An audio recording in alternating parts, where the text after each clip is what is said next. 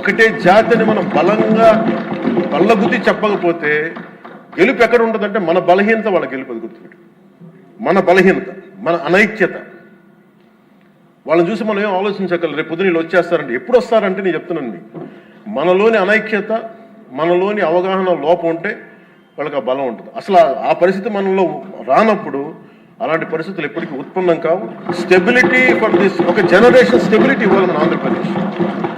I'm committing for that. ఒక generation stability 25 to 32 years stability ఆంధ్రప్రదేశ్కి ఇవ్వాల్సిన అవసరం ఉంది. ఇది ఈ రోజున ఇక్కడ ఉన్న వాళ్ళు ఎవరు కూడా అధ్యక్ష, ఎవరికి డబ్బులు అవసరం లేదు, ఎవరి పనులు వాళ్ళకు ఉన్నాయి, ఎవరి జీవితాలు వాళ్ళకు ఉన్నాయి, ఎవరు వ్యాపారాలు వాళ్ళకు ఉన్నాయి.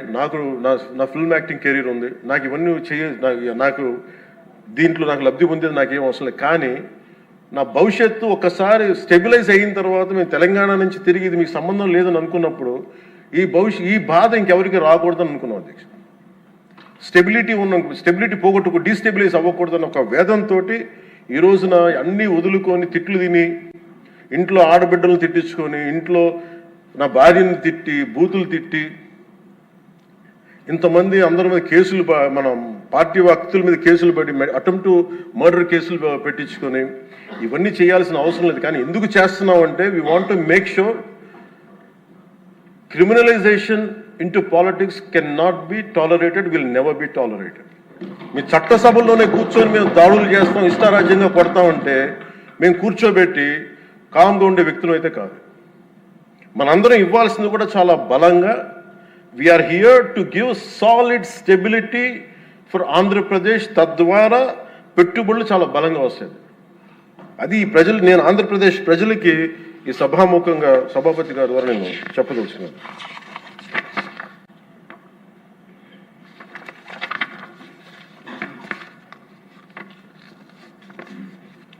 చంద్రబాబు నాయుడు గారి దగ్గర నేను ఒకటే చూశాను అధ్యక్ష. నేను ఎక్కడ చెన్నై నుంచి వచ్చాను, నేను హైదరాబాద్కి ఎర్లీ 90s వచ్చాను. 90s వచ్చినప్పుడు నాకు పుస్తకాలు చదివేటప్పుడు నాకు లీ క్వాన్ యూ గురించి తెలుసు. Founder president city state of Singapore.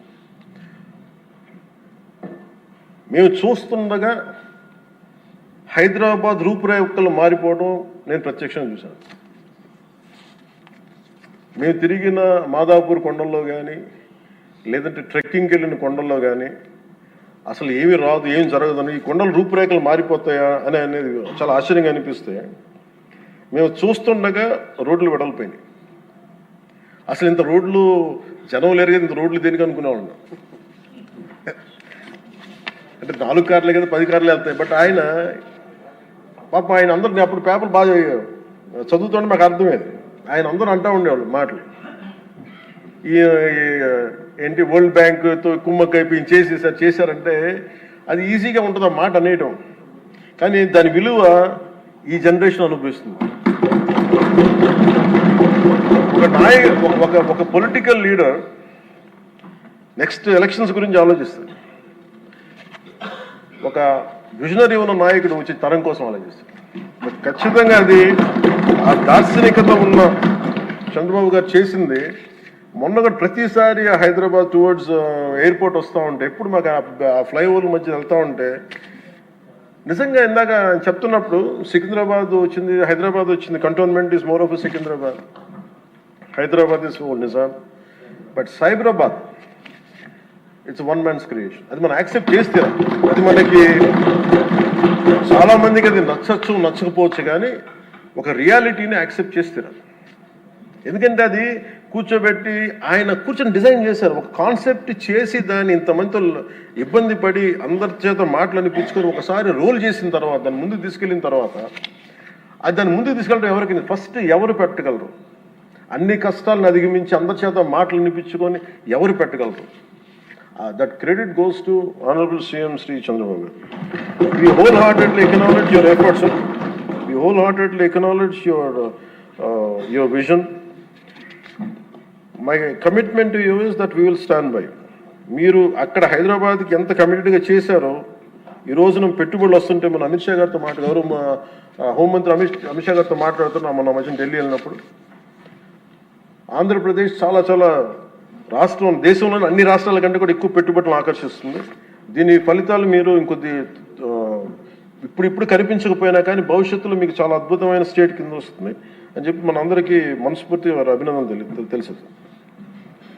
అలాగే ఈ రోజున కూటమి ప్రభుత్వం అధికారంలోకి వచ్చిన వెంటనే అమరావతి రైతులకు ఇచ్చిన మాట నిలబెట్టుకుంటూ రాజధాని నిర్మాణ ప్రక్రియను పునఃప్రారంభించాం.